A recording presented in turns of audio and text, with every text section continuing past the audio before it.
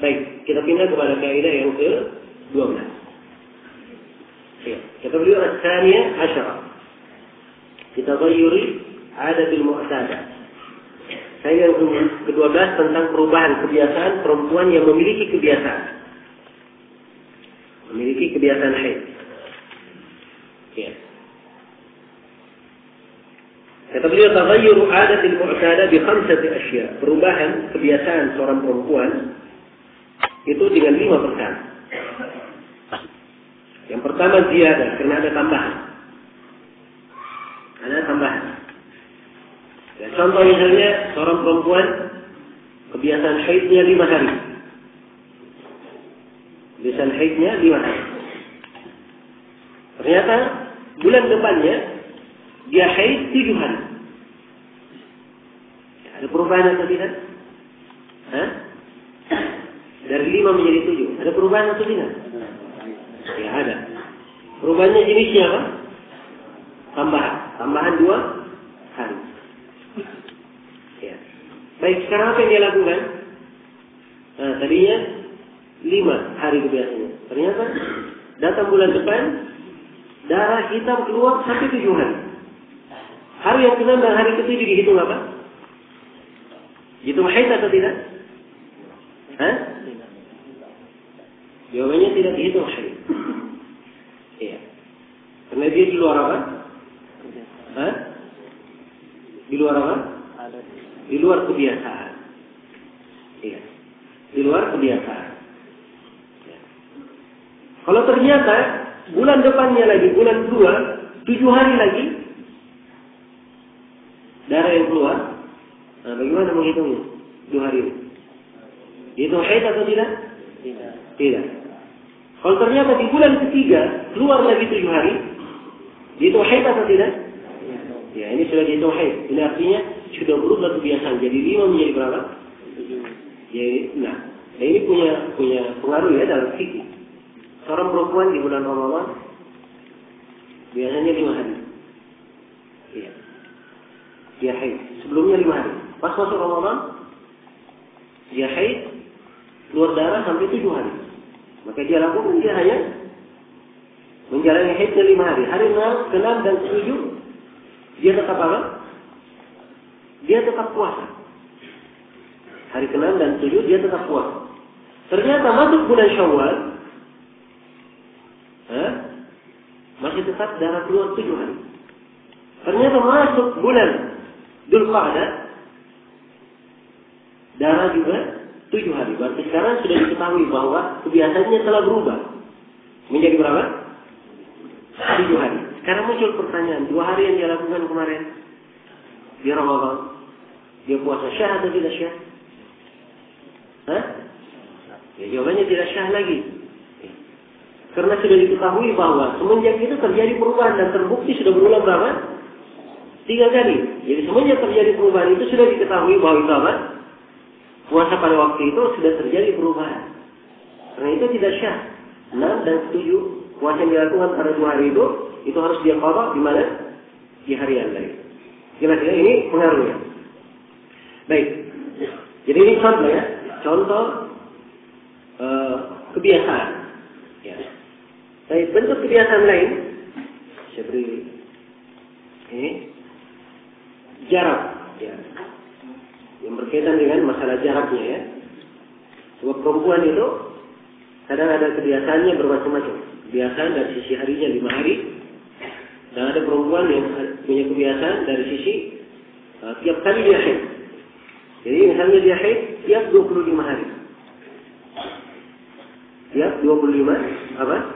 Hari. Ada perempuan misalnya kebiasaannya tiap 25 hari dia haid. Ternyata bulan berikutnya sudah masuk 25 hari haidnya belum keluar. Nanti setelah 30 hari berlalu baru haidnya keluar. Ini kebiasaan berubah atau tidak? Hah? Berubah atau tidak kebiasaan? Iya.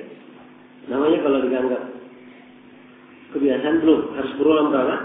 3 kali. Tapi di posisi ini dia jalani haid atau tidak? Hah? Tidak boleh dikatakan dia tidak jalani haid di sini.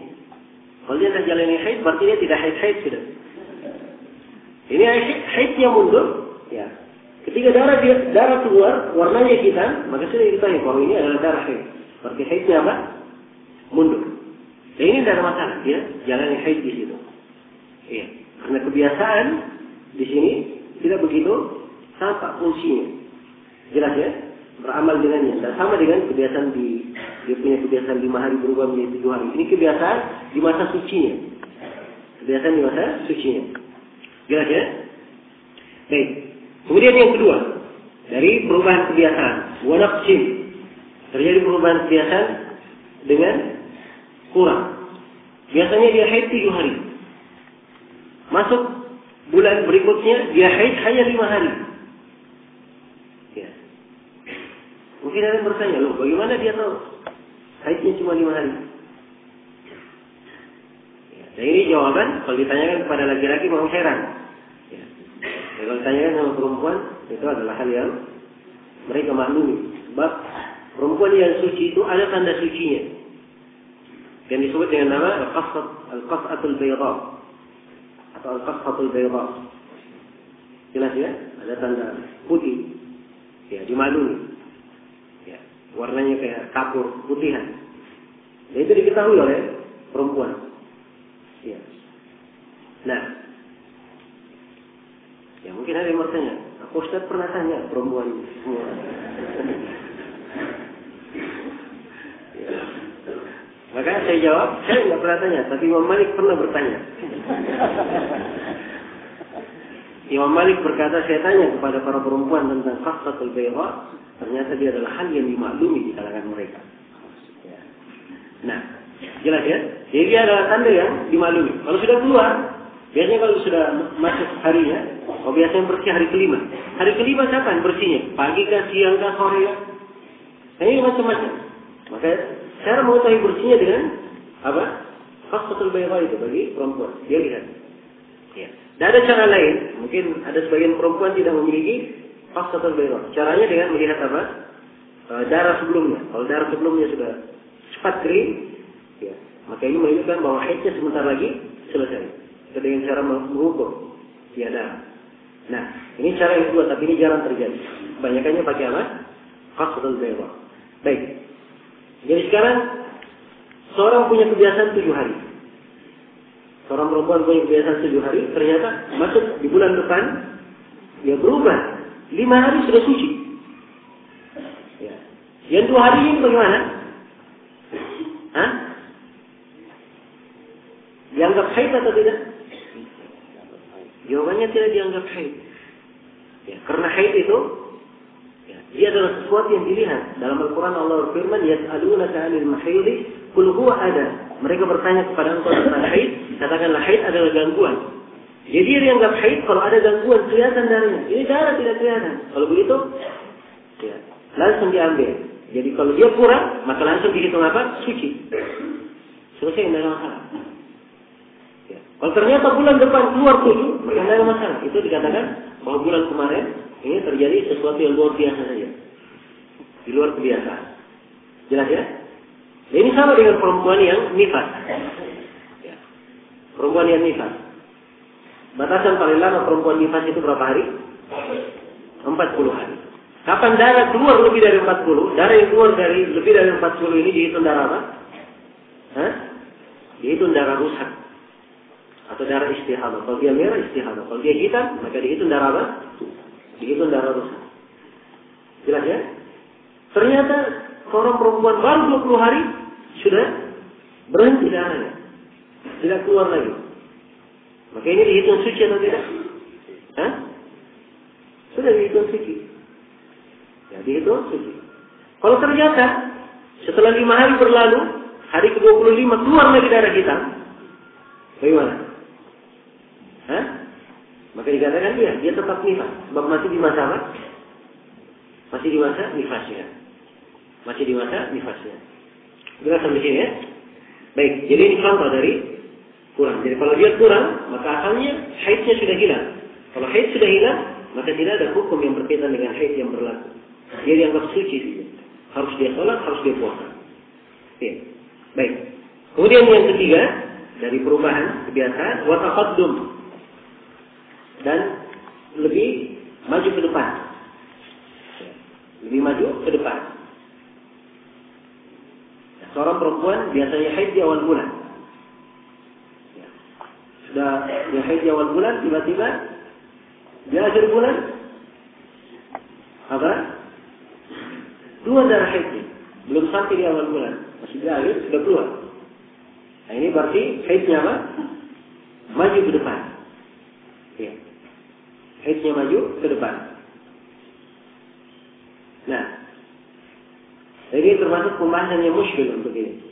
Kalau dia maju, ya haidnya. Ya. Kalau dia baru maju begitu ke depan, keluar darah, maka ini mengkhawatirkan. Ya.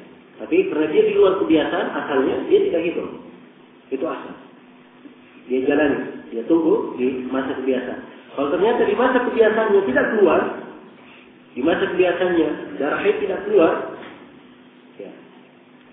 Dan bulan berjalan, di akhir bulan keluar lagi darah haid, di kali yang kedua ini dia ikut haid di situ untuk berhati-hati.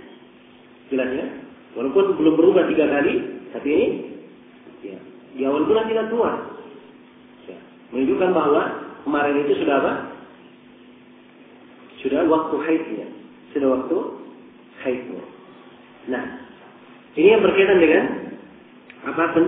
Kalau dia lebih dahulu. Ya. Wata akhirin yang keempat, apabila dia mundur. Ya. Apabila dia mundur. Biasanya di awal bulan, misalnya. Dia mundur menjadi pertengahan bulan. Nah, kemudian yang kelima wantiqalin. Yang kelima dia berpindah. Ya, dia berpindah. Baik. Berpindah ini kalau jaraknya sangat jauh. Ya, jaraknya jauh. Ya, misalnya dia haidnya apa di akhir bulan. Ya, di akhir bulan. Ternyata haid itu berpindah ke pertengahan bulan. Ya, setelah keluar di akhir, dia berjalan dan keluarnya di pertengahan. Terjadi perpindahan. Baik. Jadi ini 5 jenis perubahan adat, perubahan kebiasaan. Ya. Secara umum di dalam masalah kebiasaan ini, seorang memakai kebiasaannya berkaitan dengan masalah hal yang keluar dari kebiasaan, dia ikuti kebiasaan. Ya, tapi hal yang sifatnya ya seorang memandang kepada hukum haid itu sendiri dia adalah gangguan yang harus diperhatikan. Ini kadang ya merubah sebagian hukum yang telah kita terangkan tadi. Ya, seperti tadi kita terangkan kalau misalnya 7 dia berubah menjadi 5, maka asal dalil menunjukkan bahwa yang 2 itu tidak dihitung haid. Jelas ya? Kalau misalnya dia punya kebiasaan di akhir bulan, ternyata di akhir tidak keluar, dia keluarnya di awal bulan, ya, mundur, maka ini harus dia jalani, walaupun baru sekali terjadi, karena dia tidak haid sebelumnya. Dan haid itu kebiasaan perempuan akan keluar, dan kalau terjadi kemunduran itu biasa. Itu adalah hal yang biasa. Jelas ya? Ya, karena itulah pembahasan haid ini dianggap pembahasan yang paling berat oleh di pembahasan fikih, karena memang ada hukum-hukum yang sangat detail di dalamnya dan perlu kehati-hatian. Ya wallahu ta'ala alam. Baik, ini pembahasan yang berkaitan dengan masalah haid. Kaidah yang ke-12. Yang ini kita sudah selesai ya. Kaidah yang ke-12. Baik, untuk sementara saya cukupkan di sini. Baik, subhanallahi wa bihamdihi, asyhadu an la ilaha illa anta, astaghfiruka wa atubu ilaik, walhamdulillahi rabbil alamin.